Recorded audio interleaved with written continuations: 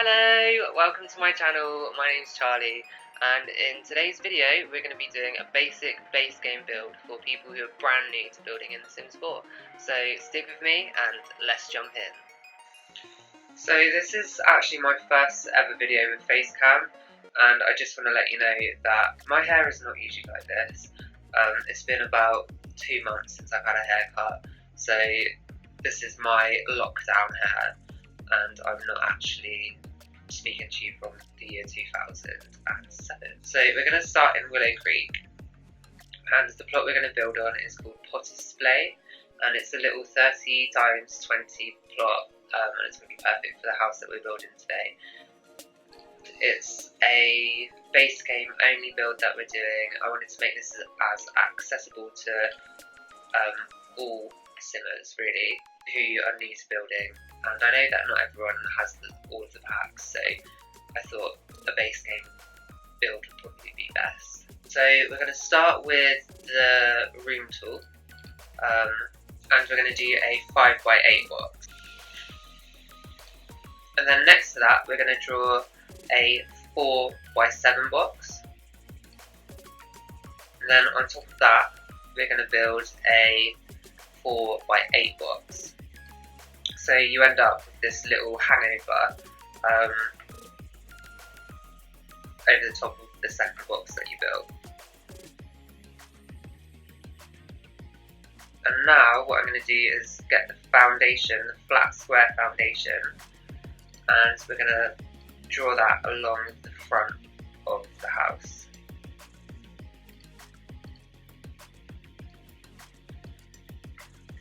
So I've got that just sticking over the corner, the right corner of the house, and it's about 3 tiles deep. And then what you can do is these 2 arrows here, you can adjust the height of the foundation, and I always like to have my foundations a little bit higher, just because I think it looks a bit more interesting that way.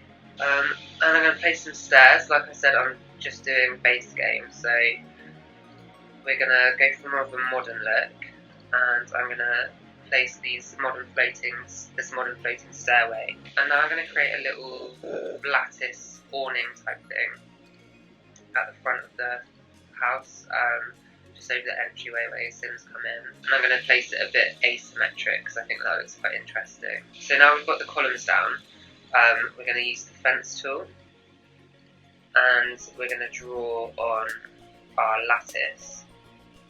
Trellis. I think I mean trellis. Yeah, I mean trellis. And we're just going to draw that over the tops of the columns, creating a box. Doing a lot of boxes today. And then once you finish drawing it, it will create like a ceiling, but we're going to use the sledgehammer tool just to get rid of that because we don't want it. And then we're going to continue drawing our trellis. You might have noticed I've just changed clothes. I've been having so many technical difficulties. My camera messed up, my mic messed up. Don't order a cheap camera from Amazon. So I'm just using the exterior trim now to go around that kind of grey edge that is around the trellis, just to hide that and make it look more finished and polished. So I'm placing the door, and you can actually alt place the doors now, which is amazing. So before you could only place them on a certain tile, but now you can kind of place them in between tiles and in half tiles, and it's been a real game changer for building. Now I'm just going through and placing some doors and windows that I think will match the kind of modern aesthetic that I'm going for. I decided to place half walls around this little balcony patio area that we're going to have coming off one of the bedrooms. And I'm just going to finish that with a half wall trim. Everything I'm choosing in this build is kind of black, and then I'm going to go for more of a wood effect when it comes to painting the walls. So now I'm doing the roofing, and I'm going to teach you a little trick. I'm using the half gabled roof. I like to do this on some of my modern builds, and that's creating a sunroof. Just so you get some light flooding in through the roof. It looks really, really good. So what I'm doing is placing the roof, and then I'm dividing it into sections. So you end up with 3 sections, and the middle section is going to be our sunroof. So on our 2 outer sections, I'm shift clicking the eave on the inner corner, and I'm pulling it in. So when you shift click, it only pulls in one side of the gable. So we're going to want to do this just on the one side. And now what you can do is grab the glass roof from the roof patterns, and we're going to paint the middle roof with the glass roof pattern.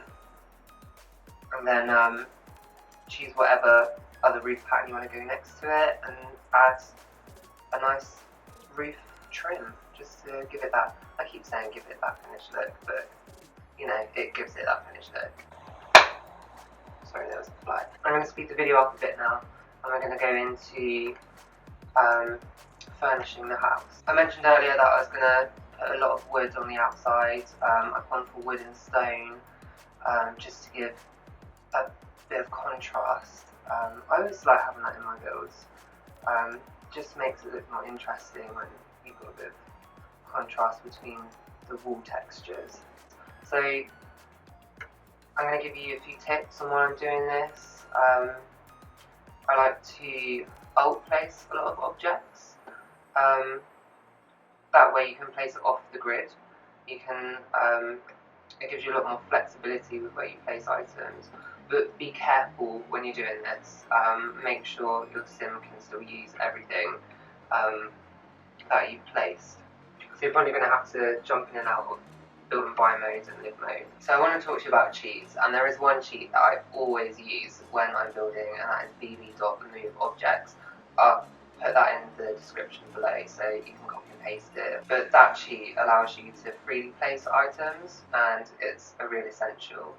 It allows you to place clutter or whatever you want anywhere, so I would definitely turn that on when you're building.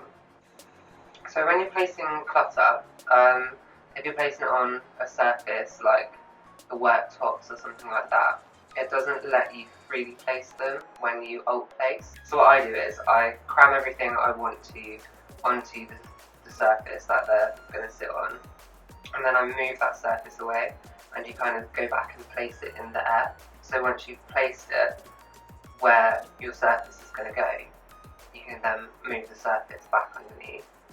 So I hope this tutorial's been a little bit helpful to people who are brand new to building.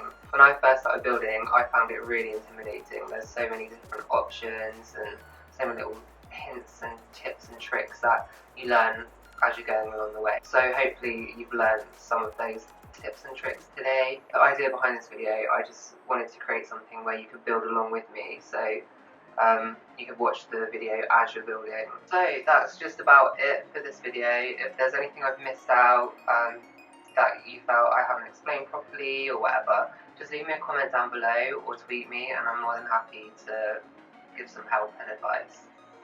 Thank you for watching. I hope you've enjoyed the video. If you have, please like and subscribe. I upload videos every week. If you've got any suggestions for my next video, please leave them down below. My Twitter is @Charliedmonk, so you can follow me there as well. And I will see you guys in the next one. Bye!